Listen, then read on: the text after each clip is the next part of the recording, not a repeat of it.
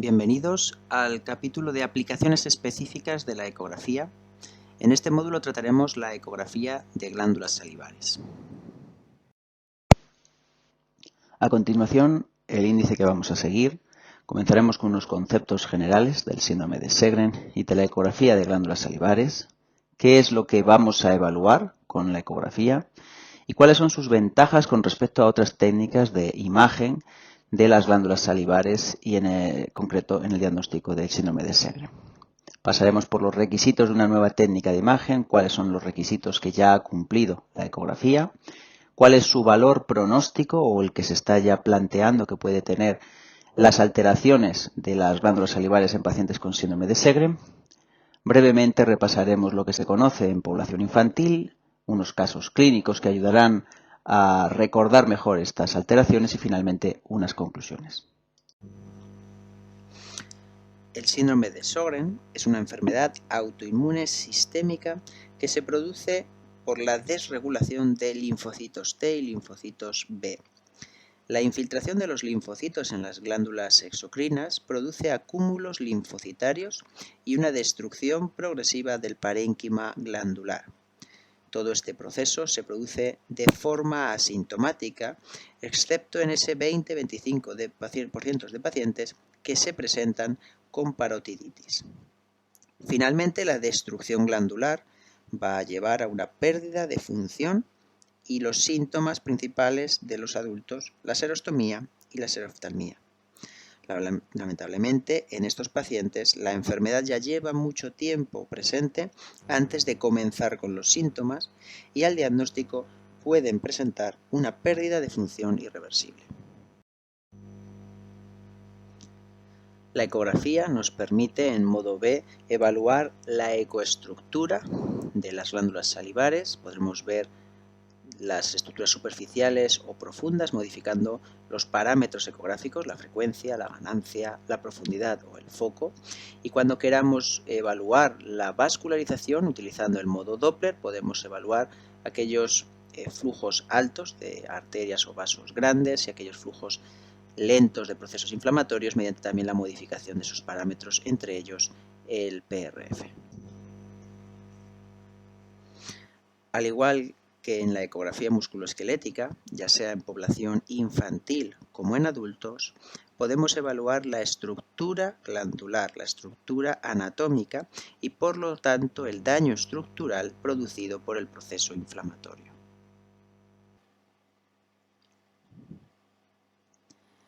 Los elementos ecográficos que vamos a considerar en la ecografía son la ecogenicidad, la homogeneidad glandular, el número de lesiones hipoecoicas que se presenten, el tamaño de las lesiones, el número de adenopatías, la visibilidad del borde posterior y el tamaño glandular. Pero solo las dos primeras, la ecogenicidad y la homogeneidad, han presentado una buena fiabilidad tanto intra como interobservador. En cuanto a las glándulas que vamos a evaluar, vamos a hacer ecografía de las glándulas parótidas y de las glándulas submandibulares. En relación a las glándulas sublinguales, podríamos evaluarlas, pero al ser de un pequeño tamaño, estar rodeadas de músculo y de grasa, su evaluación es más compleja y no aportan más información de la que ya vamos a obtener evaluando a las glándulas parótidas y las submandibulares. Por otro lado, y gracias al desarrollo de la técnica, de la ecografía, disponiendo de sondas ecográficas de muy alta frecuencia, entre 30 y 100 MHz, pero a partir de 30 MHz al menos, podremos evaluar las glándulas salivares menores, que han sido descritas recientemente ecográficamente, mostrando unas alteraciones muy similares a las que vamos a encontrar en las glándulas salivares mayores.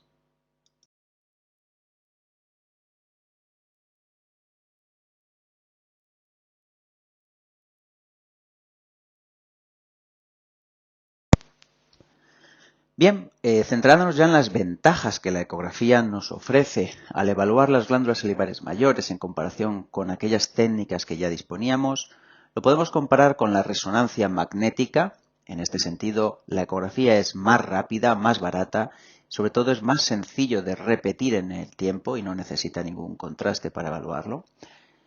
Y lo podemos evaluar con otras técnicas que han sido incluidas dentro de los criterios de clasificación, fundamentalmente la gammagrafía y la sialografía. Esta última es invasiva, no es fácilmente repetible en ningún caso y ambas tienen radiación. Por tanto, el hecho de que la ecografía no tenga radiación, se pueda repetir en el tiempo y, por supuesto, no sea invasiva ni necesite contraste, son ventajas de la ecografía a favor con respecto a estas pruebas.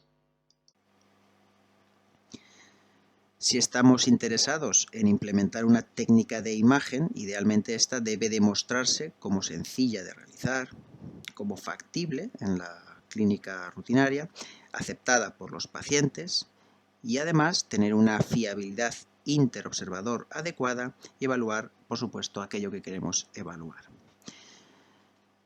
Si ya además demuestra que es sensible al cambio, podrá ser utilizada en ensayos clínicos o en la evaluación de respuesta a fármacos. Nos ayudará a entender que la ecografía es sencilla, factible en la práctica clínica y bien aceptada por el paciente solamente con la explicación de la técnica de exploración.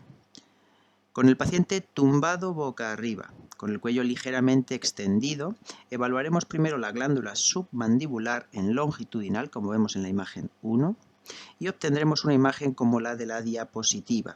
La glándula se muestra homogénea y bien delimitada, y en este caso el corte transversal de la glándula submandibular no nos va a aportar información adicional. Partiendo desde la posición inicial con la glándula submandibular en longitudinal, deslizaremos la sonda hacia posterior, obteniendo un corte transversal de la glándula parótida. Evaluaremos toda la glándula en transversal, de caudal a craneal. Por último, evaluaremos con un corte longitudinal de la glándula parótida, como la imagen 1, por delante del trago, obteniendo una imagen como la que tenemos en la pantalla. La evaluación de la mitad superficial es en la mayoría de los casos suficientes, ya que se trata de una glándula muy homogénea y cuando se presentan las lesiones muy fácil de determinarlas.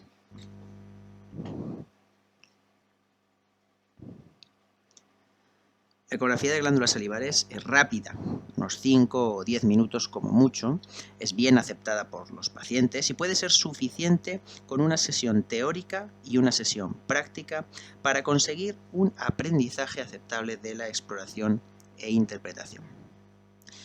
Recientemente un grupo europeo ha evaluado la exploración unilateral de las glándulas submandibulares y parótidas, que presentaba una sensibilidad y especificidad similar a la evaluación de las dos. Esto es porque las lesiones son, en la mayor parte de los casos, simétricas, bilaterales y simétricas, y por tanto con la evaluación de un solo lado podría ser suficiente.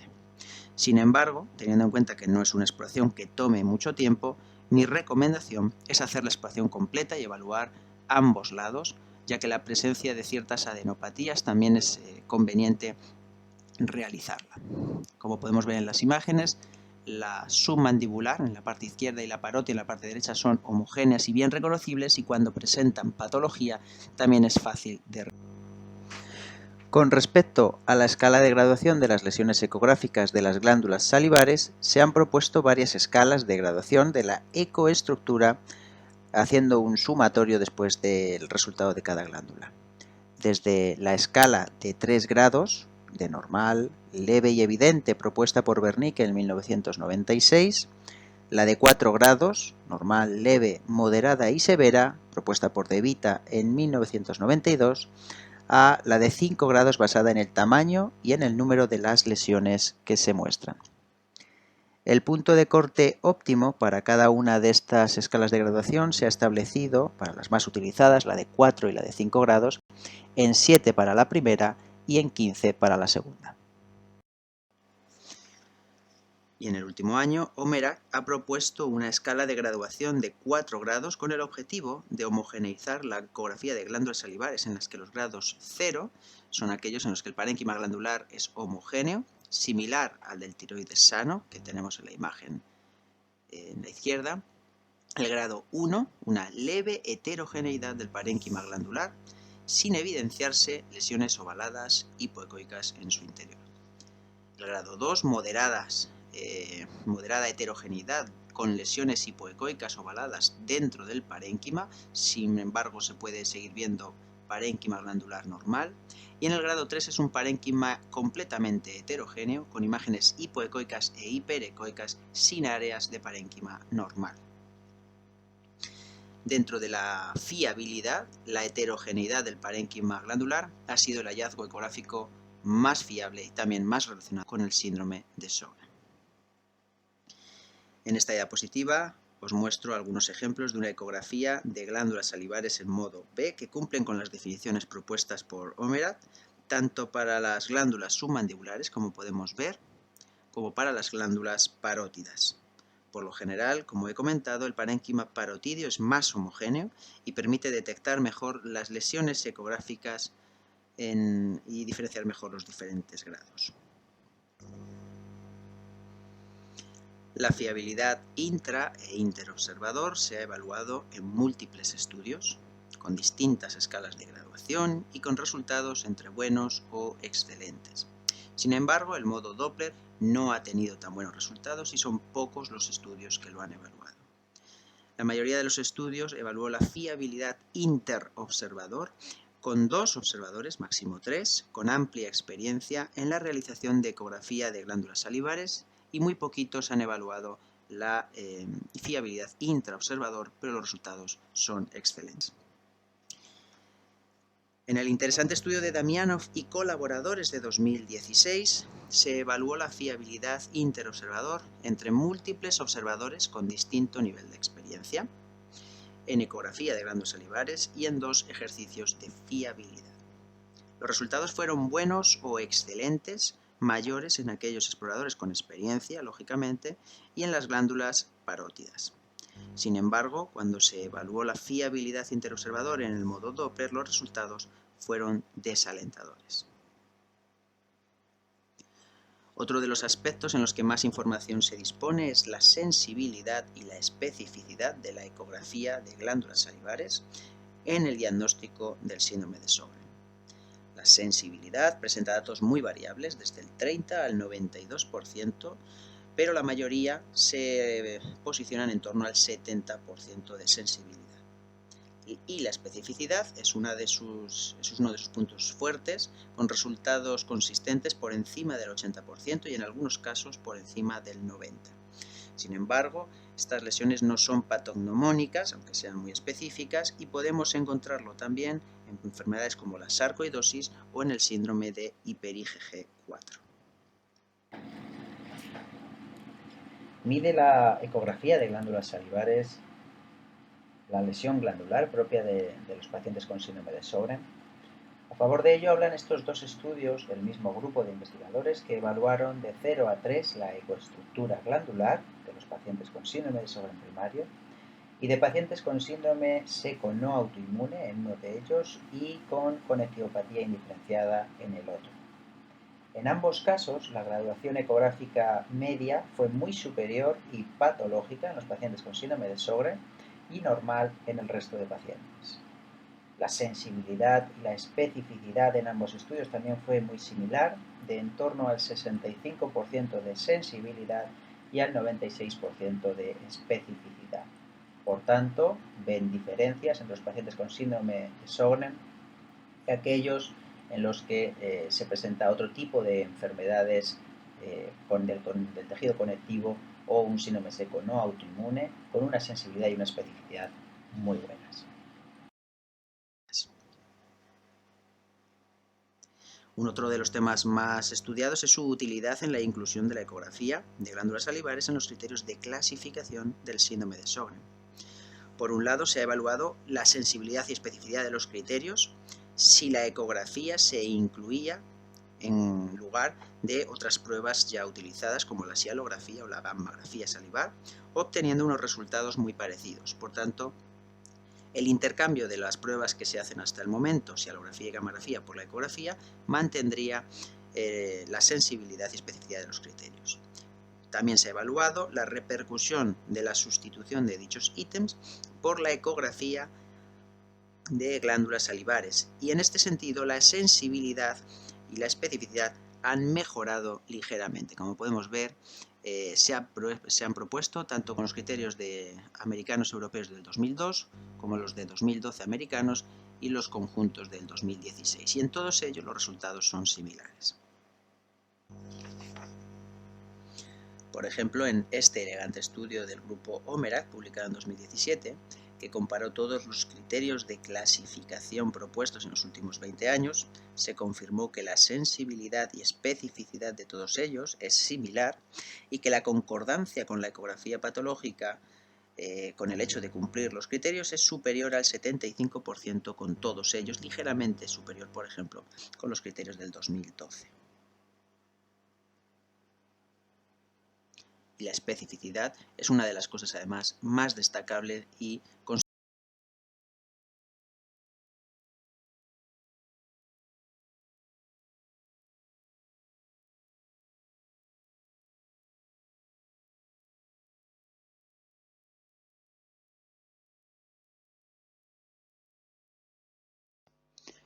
Y redundando en este sentido, en estudios más recientes como el que les presento, se demostró de nuevo que la sustitución de pruebas tan específicas como la biopsia o los anticuerpos anti-Ro disminuían la sensibilidad de los criterios, que la sensibilidad se iba a mantener al igual que la especificidad si se sustituían otros parámetros, otros ítems como sea la gammagrafía o la sialografía, y que la adición, sumar el resultado de la ecografía de glándulas salivares, va a conseguir una mejoría de la sensibilidad, una ligera mejoría, a costa de una disminución pequeña de la especificidad. Por otro lado, y con respecto a la biopsia de glándulas salivares, se ha demostrado en varios estudios que hay una buena correlación entre las alteraciones ecográficas y la positividad de la biopsia, si bien esta no es una correlación perfecta. No así se ha visto con la graduación del Focus Score. A mayor alteración ecográfica no se ha demostrado una correlación de mayor alteración en la biopsia. Algunos autores destacan ese valor predictivo de la ecografía en el que podríamos evitar hacer una biopsia en pacientes que ya tengan anticuerpos positivos y una ecografía positiva. Sin embargo, sí hay casos de pacientes que tienen una ecografía normal y sin embargo la biopsia es patológica. Por tanto, en estos pacientes todavía estaría indicado el hacer la biopsia. La asociación con los distintos autoanticuerpos hablan a favor del origen autoinmune de las lesiones que detectamos con la ecografía. Se ha publicado su asociación con anticuerpos antinucleares positivos, con factor reumatoide positivo, con anticuerpos anti-Ro positivos y con hipergamma globulinemia, e incluso en algún caso con varios o con todos ellos. Por otro lado, se ha propuesto que a más autoanticuerpos positivos, mayor es la probabilidad de presentar lesiones ecográficas. Y el tiempo de evolución de la enfermedad no parece tener relación con la detección de las lesiones, por lo que su presencia podría tener más relación con un perfil concreto de pacientes de síndrome de Sjögren que con los estadios más avanzados de la enfermedad, como se ve por ejemplo en este estudio, en el que el tiempo de evolución de la enfermedad era alto, tanto en los pacientes que presentaban alteraciones de las glándulas salivares en ecografía, como de los pacientes que presentaban una ecografía normal, más de 12 años en ambos casos, superior incluso en los pacientes con ecografía normal. Confirmando la relación entre la ecografía patológica y la autoinmunidad están los resultados del estudio del grupo europeo que evaluó la concordancia entre la ecografía y la biopsia y la ecografía y los anticuerpos anti-Ro, encontrando unos valores por encima del 80% de concordancia con todos ellos, con unas sensibilidades similares al 70% y con un valor predictivo positivo cercano al 80%. Ellos proponen, como en otros casos, otros autores previamente, que el diagnóstico de síndrome de Sjögren se pueda hacer en base a la positividad de anticuerpos anti-Ro y a la ecografía patológica, ya que se relacionan muy bien con cualquiera de los criterios de clasificación propuestos, evitando la biopsia en ciertos casos. Y por último, una técnica de imagen que pretenda ser utilizada en el seguimiento o en la respuesta del tratamiento debe demostrarse como sensible al cambio.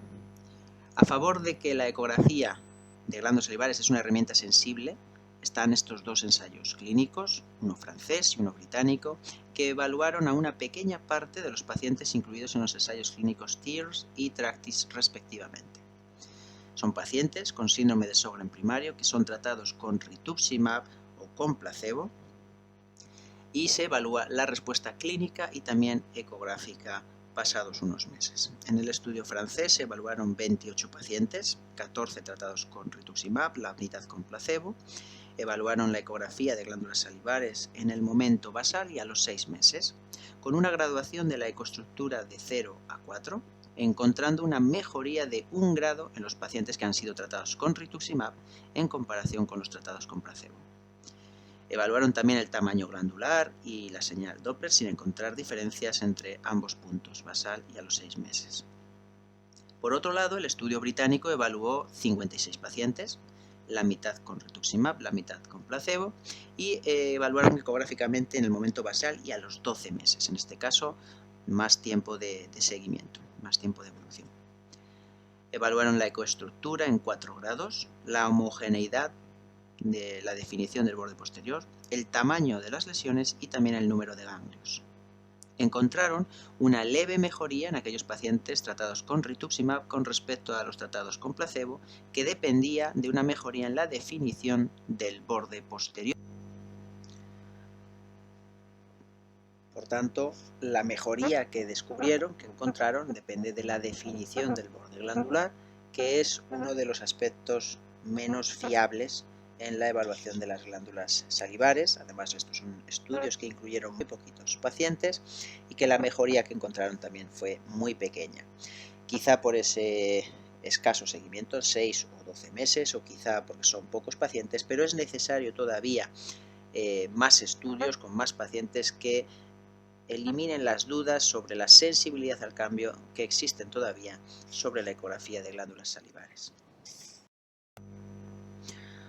Otro de los pocos estudios relacionados con la evolución de las lesiones ecográficas a lo largo del tiempo estudió qué es lo que ocurría a lo largo de 2 años con pacientes con síndrome de Sjögren, 29, y pacientes con un síndrome seco no autoinmune con poco tiempo de evolución de enfermedad.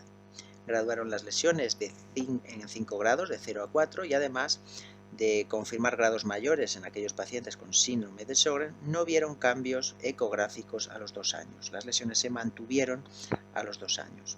Tal vez la ecografía nos muestra daño estructural que tiene poco margen de mejora, o tal vez requiere más tiempo, más de 2 años, para ver un empeoramiento, pero es desalentador el uso de la ecografía con estos resultados en el sentido del cambio, de la sensibilidad al cambio, tanto un empeoramiento por la propia evolución de la enfermedad como una respuesta.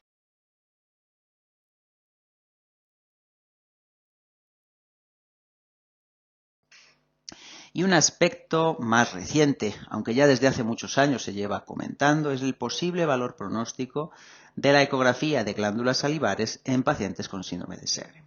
En algunos estudios se ha propuesto que las alteraciones ecográficas se relacionan con una mayor probabilidad de tener linfoma, aunque esto no se ha demostrado posteriormente.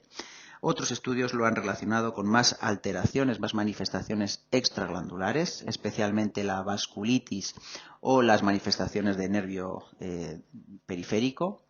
Y lo que se está afinando cada vez más en estos últimos años, con estos 2 estudios que les presento, de 2017 y 2020, es que las alteraciones ecográficas podrían relacionarse con la actividad sistémica del síndrome de Sjögren, con la gravedad de la enfermedad.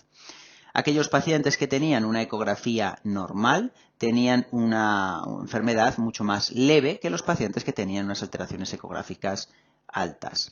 Y esto va a colación de una corriente de opinión en la que personalmente yo me encuentro, que opina que las alteraciones de las glándulas salivares no dependen tanto del tiempo de evolución de la enfermedad. Hay muchos estudios que lo han evaluado y no hay una correlación. Las alteraciones pueden empezar en el momento del diagnóstico, pueden estar presentes en el momento del diagnóstico y pueden no aparecer a lo largo del tiempo, y va más bien relacionado con un subtipo, quizá más grave, de pacientes con síndrome de Sjögren. Sin embargo, estos son pocos estudios y necesita confirmarse en el futuro. Hablando sobre el síndrome de Sjögren juvenil, que es una enfermedad rara y poco frecuente, probablemente infradiagnosticado, el inicio clínico suele ser una parotiditis o una parotiditis recurrente. Los síntomas de sequedad ocular y bucal tardan años en aparecer.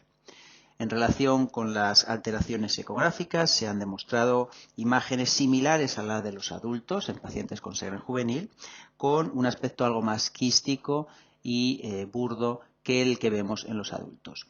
Como experiencia personal, algunos de estos pacientes, tras años de tratamiento sistémico, consiguen reducir progresivamente el tamaño de estas lesiones. Sin embargo, no hay literatura científica que haya demostrado esto en poblaciones de gran tamaño. Como la enfermedad, el síndrome de Sjögren juvenil, es poco frecuente, es una enfermedad rara, ha sido necesario la colaboración de muchos centros para elaborar estudios con una mayor solidez científica.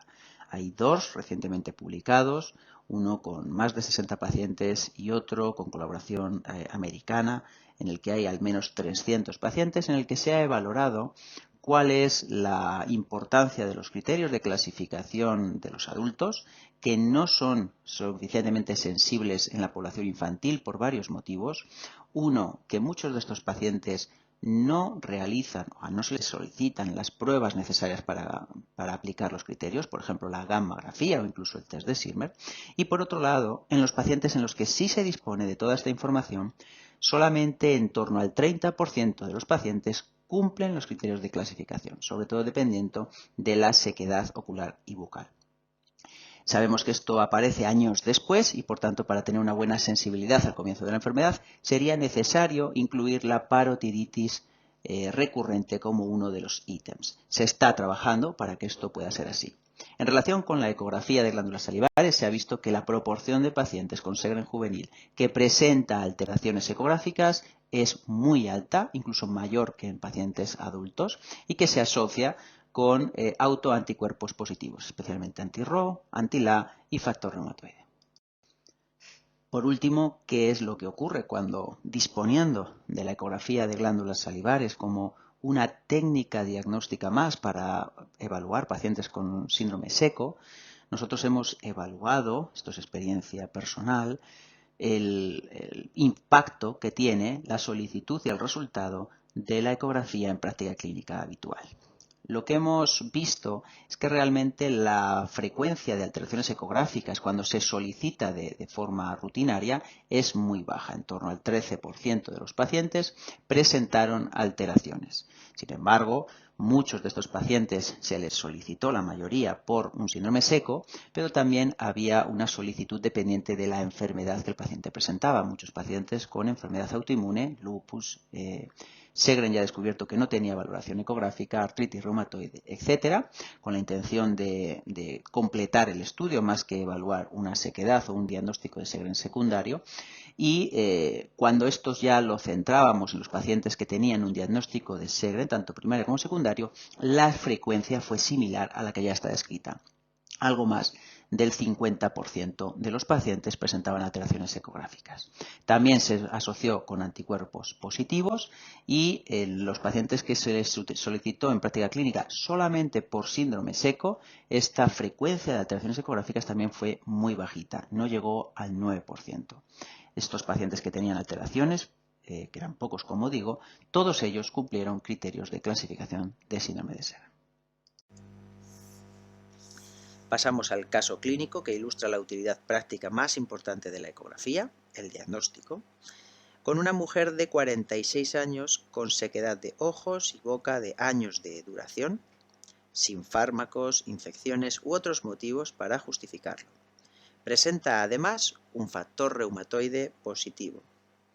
En consulta se realiza una ecografía de glándulas salivares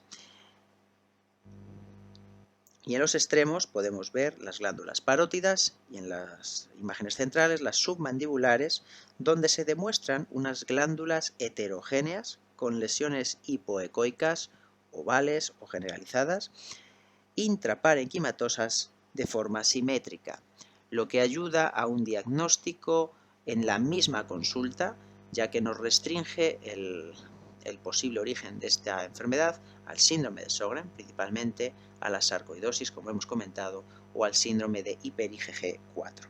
Habrá que confirmar, en este caso, con los anticuerpos que fueron positivos y además, si es preciso, con otras pruebas de imagen. Y para finalizar, unas cuantas imágenes ecográficas de glándulas, en este caso submandibulares normales, en las que podemos apreciar que las glándulas son homogéneas, y unas imágenes de glándulas submandibulares claramente patológicas. Podemos ver imágenes hipoecoicas en el interior y en alguna de estas imágenes es difícilmente reconocible el parénquima glandular.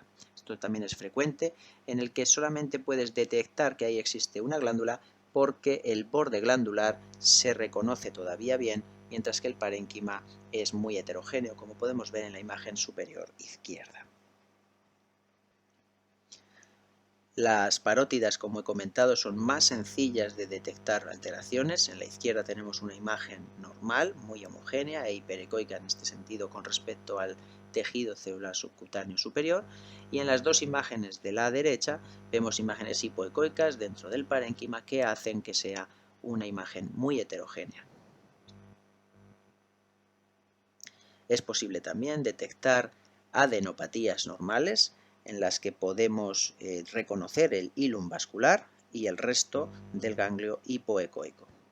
Cuando la adenopatía supera el 1,5 centímetros, se pierde el hilum vascular y la señal Doppler se detecta en todo el ganglio, debemos sospechar la presencia de un linfoma, que ocurre en un 5 o 8% de los pacientes con síndrome de Sjögren, por tanto debemos estar pendientes de detectarlo, y esta es la razón, entre otras, por las que yo recomiendo hacer una exploración bilateral y no solamente unilateral, y en estos casos siempre necesitaremos de una biopsia confirmatoria, aunque el diagnóstico de sospecha sea muy alto.